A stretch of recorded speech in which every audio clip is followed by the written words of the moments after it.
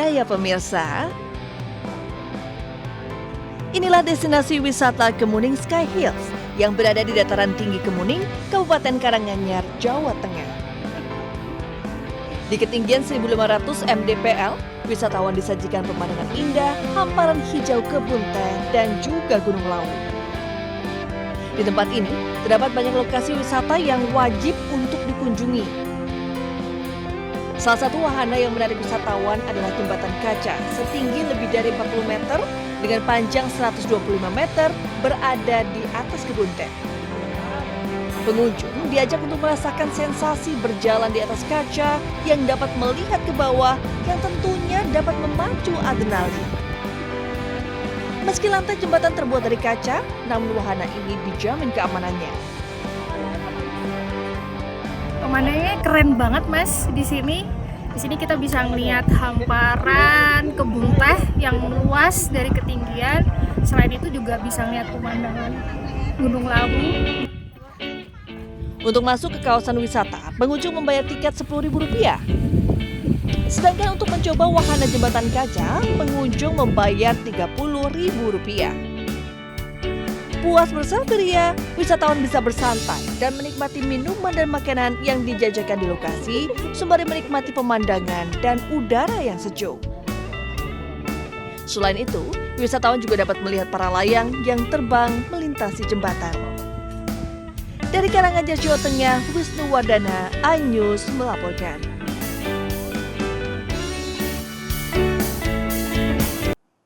Pemirsa, 2 orang anggota tim patroli perintis Polda Metro Jaya disiram air keras saat hendak membubarkan aksi tawuran 2 kelompok remaja di kawasan Joglo, Jakarta Barat. Akibatnya korban mengalami luka bakar serius di bagian wajah, tangan, dan kaki.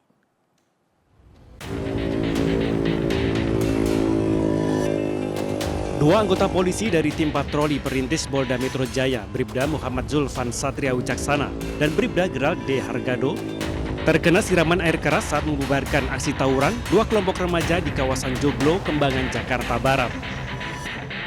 Akibat siraman air keras tersebut, kedua korban mengalami luka bakar serius di bagian wajah, tangan, dan kaki.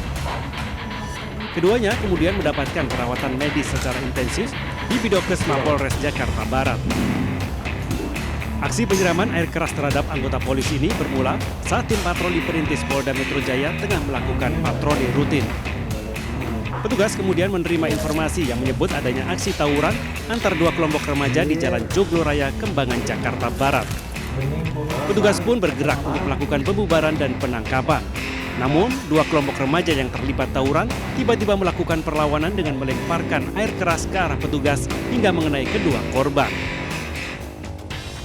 Beberapa pemuda tersebut melakukan perlawanan dengan menyiram saya dengan rekan saya menggunakan air keras. Untuk lukanya itu berada di bagian wajah, tangan, serta lutut, kaki. Sehingga kalau rekan saudara lukanya di mana? Untuk rekan saya di wajah serta di lutut. Anak-anak ini atau remaja-remaja ini bukan berasal dari wilayah Kembangan, dari luar wilayah Kembangan yang memang saat kejadian bertemu dengan tim perintis presisi Polda Metro Jaya ini melintas di wilayah Joglo, Kecamatan Kembangan. Dalam patroli rutin ini, petugas mengamankan 10 orang remaja yang terlibat tawuran. Seluruhnya masih menjalani pemeriksaan di Mapolsek Kembangan guna mengetahui peran masing-masing. Dari Jakarta, Miftahul Gani, iNews melaporkan. Kita beralih ke informasi tewasnya 7 pemuda di Kali Bekasi. Pemirsa, hingga kini baru 5 keluarga dari 7 jenazah kasus kematian remaja di Kali Bekasi yang melapor ke Rumah Sakit Polri. Sementara di rumah duka, kerabat dan teman-teman korban mulai ramai berdatangan untuk menyampaikan bela sungkawa. Proses identifikasi 7 jenazah yang ditemukan di Kali Jati Asih, Bekasi terus dilakukan di Rumah Sakit Polri Kramat Jati, Jakarta Timur. Meski demikian, masih ada jenazah yang belum dapat diidentifikasi karena data yang didapatkan dari keluarga masih kurang. Pihak kepolisian juga terus mengimbau masyarakat yang merasa kehilangan anggota keluarganya untuk segera melapor ke posko DVI Rumah Sakit Polri karena hingga kini baru 5 keluarga dari 7 jenazah yang melapor ke rumah sakit. Kami masih memerlukan data, baru 5 keluarga yang melaporkan kepada kami. Terendam dalam air, jadi artinya ditemukan dalam air. Ya, nanti dari pemeriksaan tambahan itu akan bisa ditentukan pada saat di dalam air seperti apa. Nanti sampai ditemukan sebab kematiannya. Sementara di Kelurahan Bojong Menteng, Rawalumbu, Kota Bekasi, tepatnya di rumah almarhum Muhammad Rizki, sejumlah kerabat dan rekan korban terus berdatangan. Selain menyampaikan bela sungkawa, mereka juga menunggu kedatangan jenazah korban dari Rumah Sakit Polri Kramat Jati, Jakarta Timur untuk segera dimakamkan. Rencananya korban akan dimakamkan di pemakaman umum yang tidak jauh dari rumah duka. Diketahui Muhammad Rizki merupakan salah satu korban dari 7 jenazah yang ditemukan mengambang di atas Kali Bekasi, tepat berada di perumahan Pondok Gede Permai. Tewasnya 7 remaja ini masih dalam penyelidikan petugas kepolisian Polres Metro Bekasi Kota. Dari Bekasi, Jawa Barat, Rahmat Hidayat, iNews melaporkan. Pemirsa, syarat atau aturan pencairan bantuan langsung tunai atau BLT di wilayah Jakarta makin diperketat. Kini warga yang memiliki aset 1 miliar rupiah ke atas tidak lagi bisa mendapatkan BLT.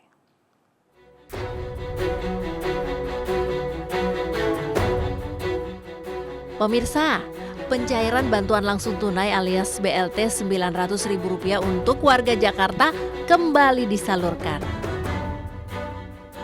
Eits, tapi tunggu dulu, jangan langsung senang ya, sebab pemerintah Provinsi DKI Jakarta sudah membuat aturan baru yang lebih ketat. Artinya, tidak sembarangan orang, sekalipun dia warga Jakarta bisa menerimanya. Melansir dari okezone.com, Kepala Dinas Sosial Provinsi DKI Jakarta Premi Lasari mengatakan ada data penerima BLT yang dicoret dari daftar penerima. Bansos pemenuhan kebutuhan dasar atau Bansos PKD tidak diberikan kepada masyarakat yang terindikasi padanan, yakni ketidaklayakan data terpadu sejahtera sosial atau DTKS dari Kemensos RI dan Muskel Juni 2022 serta web service kependudukan dari Kemendagri RI. Nah, ada yang baru lagi nih.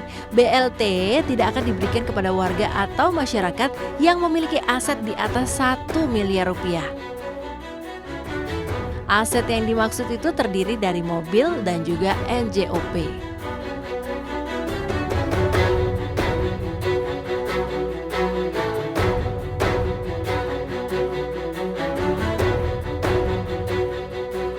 BLT merupakan bansos dari Pemprov DKI Jakarta yang terdiri dari Kartu Lansia Jakarta atau KLJ, Kartu Penyandang Disabilitas Jakarta atau KPDJ, dan Kartu Anak Jakarta atau KAJ. Tahap 3 pencairannya sudah diberikan secara bertahap mulai 19 September lalu. Nah, bagi Anda warga Jakarta yang memenuhi persyaratan dan memiliki salah satu kartu BLT itu, silakan cek pencairannya. Pemirsa, acara Politics Reborn Partai Perindo kembali digelar di Bandung, Jawa Barat. Nah, di jilid keduanya ini mengangkat tema regenerasi politik, mendorong perubahan atau keberlanjutan, dan membahas berbagai aspek regenerasi di bidang politik.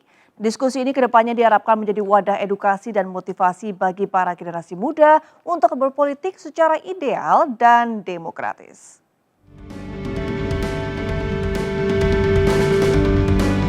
Partai Perindo menggelar event diskusi Politics Reborn Volume 2 yang mengangkat tema regenerasi politik mendorong perubahan atau keberlanjutan di kawasan Dago, Kota Bandung.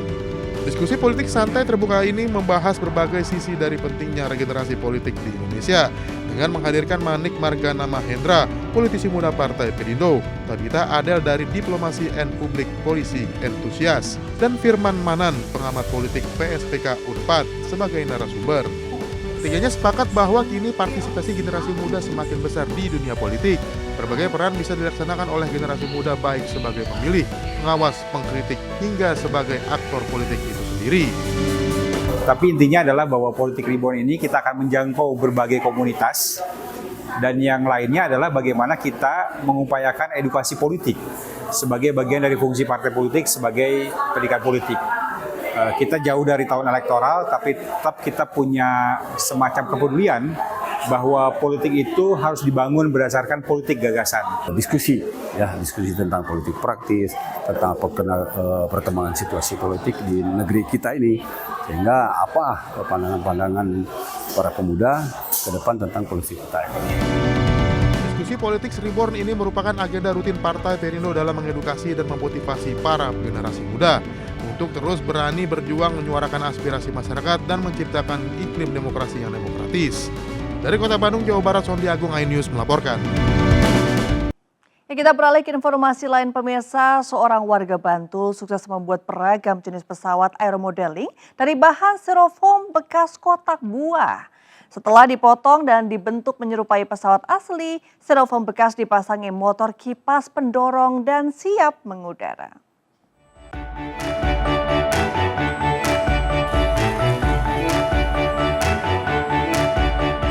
Pesawat aeromodeling yang bentuknya menyerupai pesawat Tucano milik TNI Angkatan Udara ini sedang diuji coba sebelum proses finishing.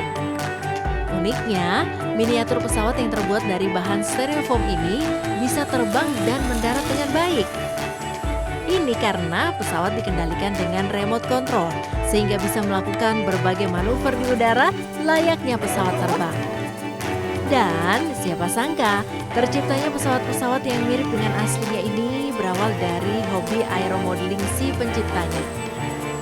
Badar, warga dusun Kalakijo, Bantul ini memutuskan merakit pesawatnya sendiri setelah pesawatnya sering jatuh dan rusak.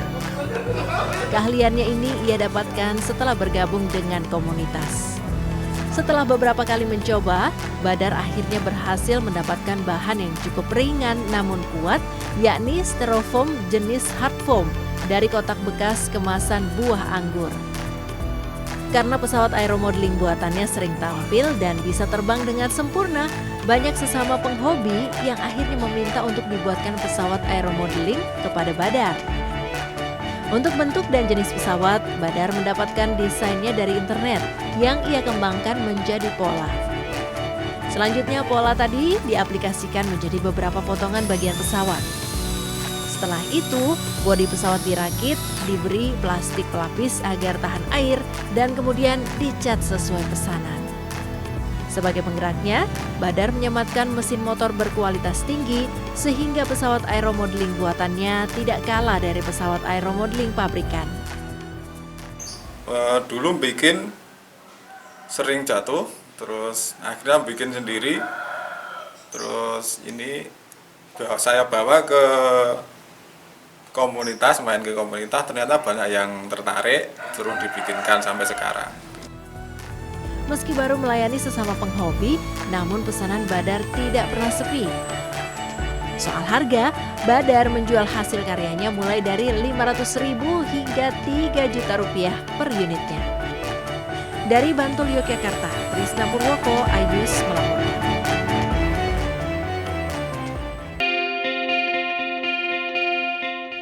Popularitas Pantai Karangnimbor di Pekon Tanjung Setia ini memang tidak sesohor pantai-pantai lainnya yang ada di pesisir barat Lampung. Walaupun begitu, sejumlah wisatawan tetap ramai dan berkunjung ke Pantai Nimbor yang indah ini. Saat menyambangi Pantai Karangnimbor, gemuruh ombak akan langsung menyambut Anda. Ombak di pantai ini memiliki ketinggian mencapai 5-6 meter. Bahkan tak jarang, ombak dengan karakter pipeline sering muncul di pantai ini. Dengan ketinggian tersebut, Pantai Karangnimbor memang cocok sekali untuk memuaskan hasrat berselancar, khususnya bagi para surfer mania. Bagi Anda yang tidak ingin berselancar, maka bisa menikmati daya pikat pemandangan laut dengan ombak birunya yang menawan. Kami tahu karena viral aja sih, banyak yang ngasih tahu spot-spot wisata di Lampung ini bagus-bagus, apalagi terutama di Kru ini karena wisata pantai, jadi kami tertarik aja buat datang. Kami ngerasa nyaman sih, pantainya bagus, pemandangannya juga indah, terus tempatnya nyaman, terus ada kolam berenangnya juga, jadi bukan cuma bisa mandi di pantai, bisa juga berenang. Untuk berkunjung ke Pantai Nyimbor, Anda tidak perlu membayar biaya masuk alias gratis. Dari pesisir barat Lampung, Enrico Ngantung, iNews melaporkan. Kementerian Pariwisata dan Ekonomi Kreatif menggelar rapat kerja bersama Komisi 10 DPR RI yang turut dihadiri Menparekraf Sandiaga Uno dan Wamenparekraf Angela Tanusudibyo. Rapat tersebut membahas perubahan rancangan undang-undang RUU Kepariwisataan yang dinilai penting untuk mendorong pariwisata Indonesia yang lebih berkualitas dan berkelanjutan. Wamenparekraf yang juga Ketua Umum Partai Perindo Angela Tanusudibyo turut mendampingi Menparekraf Sandiaga Salahuddin Uno pada rapat kerja dengan Komisi 10 DPR RI terkait revisi Rancangan Undang-Undang Nomor 10 Tahun 2009 tentang Kepariwisataan. Perubahan RUU ini dinilai penting mengingat fokus pemerintah yang telah bergeser dari paradigma kuantitas wisatawan ke kualitas wisatawan dan kepariwisataan. Pada raker di gedung DPR RI Senayan, Jakarta, Menparekraf Sandiaga menyatakan setuju dengan inisiatif perubahan yang diajukan oleh Komisi 10 DPR RI. Dulu kita fokusnya jumlah wisatawan yang dihitung dari angkanya saja. Padahal sekarang kita fokusnya di kualitas dan sustainabilitas. Selain itu, Kemenparekraf akan fokus mengembangkan SDM Parekraf di tanah air. Hal ini menjadi poin penting dalam kemajuan pariwisata. Sumber daya manusia direkomendasikan masuk pada 4 pilar pembangunan kepariwisataan. Yang diperlukan jika melakukan perubahan materi muatan terhadap Undang-Undang Nomor 10 Tahun 2009 adalah penguatan pengaturan mengenai sumber daya pariwisata untuk didudukan sebagai fondasi dari 4 pilar pembangunan kepariwisataan. Pemerintah mengusulkan untuk menyusun RUU Kepariwisataan yang baru, mengingat perubahan yang diajukan Komisi 10 DPR RI lebih dari 50% muatan undang-undang yang telah ada. Perubahan RUU ini dengan melakukan penambahan bab baru dan menyisipkan materi yang sudah ada. Tim Liputan iNews melaporkan. 4 orang yang diduga pelaku pencurian kendaraan bermotor di kawasan Pantai Indah Kapuk, Penjaringan, Jakarta Utara, babak belur dihajar warga. Meski sempat melarikan diri menggunakan 2 buah sepeda motor dan menjeburkan diri ke sungai, pelaku yang membawa senjata tajam dan pistol berhasil ditangkap.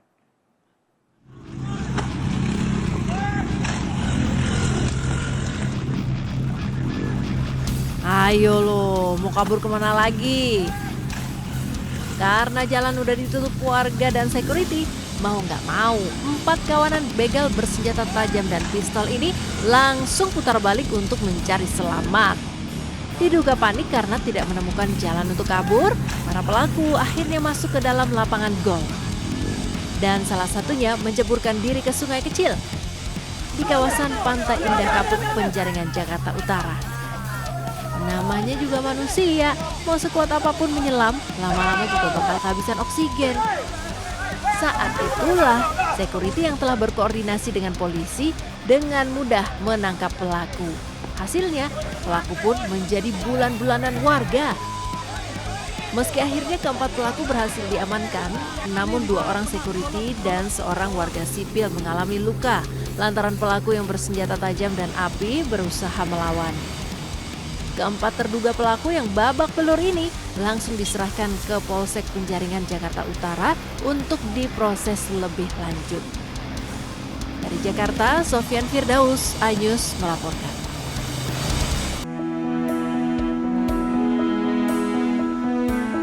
Nama Menteri Luar Negeri RI Retno Marsudi diabadikan menjadi bunga tulip di Belanda.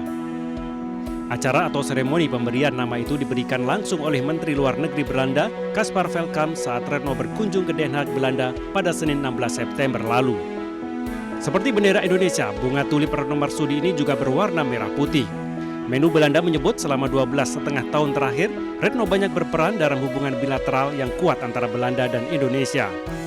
Bunga tulip Retno Marsudi adalah bunga tulip varietas baru yang dibuat Belanda untuk menghormati Retno sebagai Menlu RI. Sebagai penghargaan atas jasa-jasanya, Retno juga dianugerahi lambang kehormatan Golden Order of Merit dari Kementerian Luar Negeri Belanda. Lewat Instagramnya, Retno menulis dirinya sangat tersanjung dan merasa terhormat.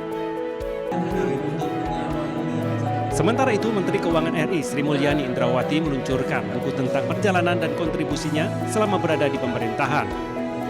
Buku yang diberi judul No Limits Reformasi dengan Hati itu diluncurkan Sri Mulyani jelang akhir masa jabatannya sebagai salah satu pembantu presiden di Gedung Danapala Kemenq Jakarta. Buku No Limits Reformasi dengan Hati bercerita tentang perjalanan Sri Mulyani, termasuk tentang reformasi yang dilakukan di Kementerian Keuangan sejak 20 tahun lalu. Sri Mulyani juga menyisipkan kisah lainnya yang belum pernah diketahui orang, salah satunya ketika ia kembali dari Washington DC ke tanah air hanya berbekal 1 koper.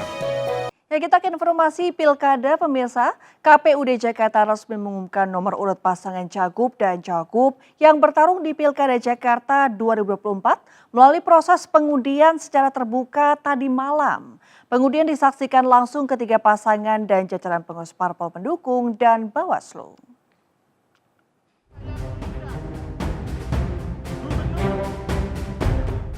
KPUD Jakarta telah melakukan pengundian nomor urut pasangan calon gubernur dan wakil gubernur untuk Pilgub Jakarta 2024 tadi malam di kantor KPUD Jakarta, Jalan Salimba Raya, Jakarta Pusat. Hasilnya, pasangan Pramono Anung dan Rano Karno mendapat nomor urut 3. Ridwan Kamil dan Suswono nomor urut 1. Sedangkan pasangan independen Dharma Pongrekun dan Kun Wardana mendapat nomor urut 2. Pengundian nomor urut ini dilakukan dalam rapat pleno terbuka yang dipimpin Ketua KPUD Jakarta Wahyu Dinata. Ketiga pasangan Cagup dan Cawagup hadir dalam pengundian nomor urut tersebut. Mereka didampingi pimpinan serta jajaran pengurus parpol pengusung. Acara pengundian nomor urut ini juga dihadiri Bawaslu, DKPP, dan tokoh-tokoh terkait lainnya. Dari Jakarta, Tim Liputan iNews melaporkan. Ya, seperti di Jakarta, pemirsa, KPUD di sejumlah daerah juga menggelar acara pengundian nomor urut para pasangan Cagup dan Cawagup. Dan berikut proses pengundian nomor urut di wilayah Jawa Timur dan Banten.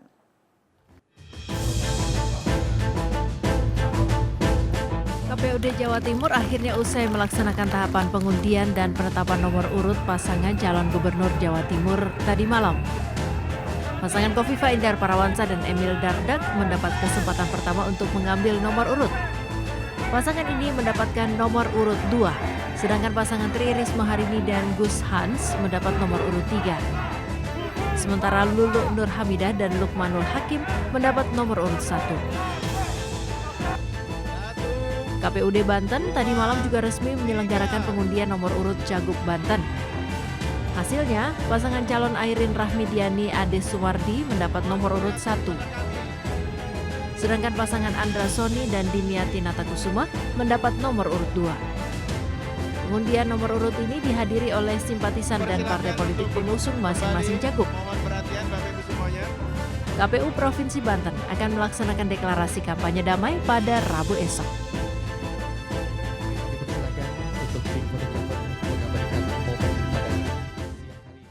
Pemirsa, bakal calon gubernur Nusa Tenggara Barat Siti Rohmi Jalilah menghadiri event budaya Presean di Kabupaten Lombok Tengah, Nusa Tenggara Barat. Kehadiran Siti Rohmi sebagai bentuk dukungan dalam melestarikan adat dan budaya.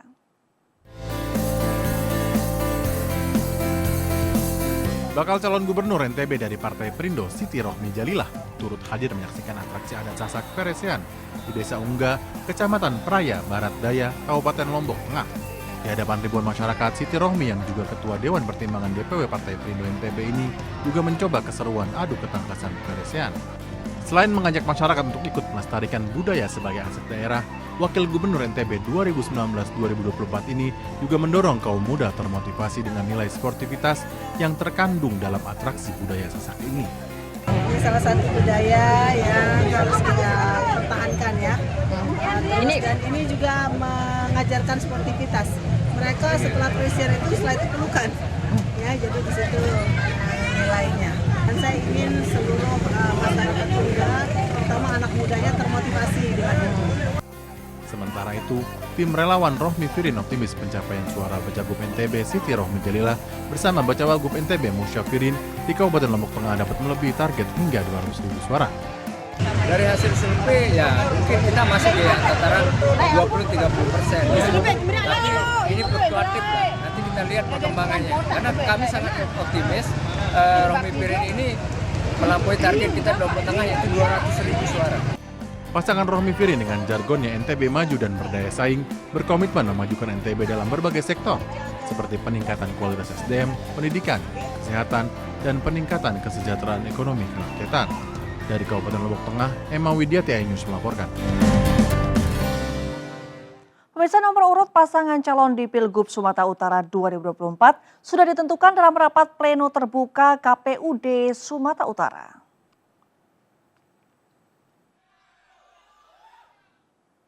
Sebelumnya KPU Sumatera Utara menetapkan pasangan Edi Rahmayadi Hasan Basri dan pasangan Bobi Afif Nasution Surya sebagai calon gubernur dan calon wakil gubernur Sumut. Momen yang ditunggu pun tiba usai kedua pasangan mengambil bola nomor antrian dari dalam wadah.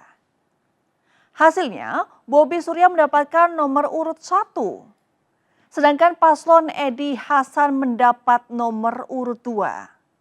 Pasangan Bobi dan Surya diusung 10 parpol, sedangkan Edi dan Hasan diusung 6 parpol.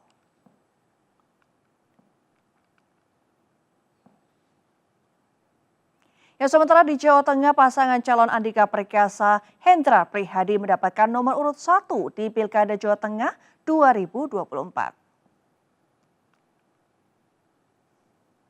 Pengundian nomor urut Pilkada Jawa Tengah ini dilakukan melalui rapat pleno terbuka di kantor KPU Provinsi Jawa Tengah. Saat pengundian, masing-masing calon wakil gubernur maju mengambil nomor urut. Hasilnya, pasangan Lutfi Yasin berkesempatan mengambil nomor urut terlebih dahulu dan saat nomor dibuka, Lutfi Yasin mendapatkan nomor urut 2. Sedangkan Andika Hendra mendapatkan nomor urut 1.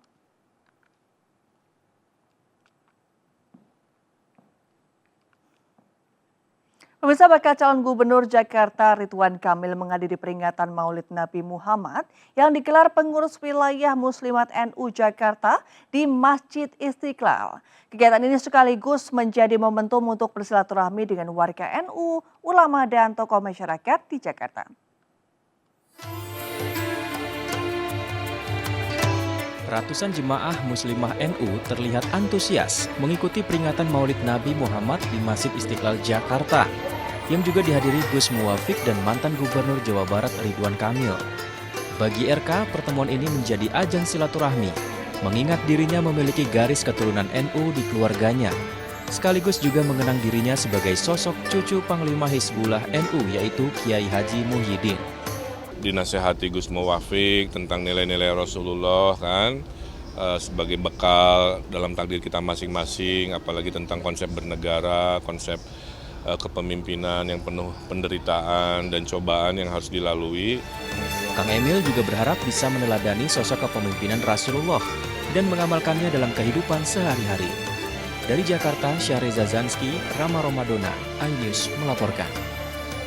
Pemirsa, selain terkenal dengan kopi robustanya, Lampung Barat juga banyak memiliki potensi wisata yang belum diketahui banyak orang. Salah satunya Curug Indah yang berada di Desa Sukamulya, Kabupaten Lampung Barat. Keunikan curug ini memiliki 3 tingkatan yang bervariasi, serta kesegaran air terjun yang akan membuat Anda segar kembali.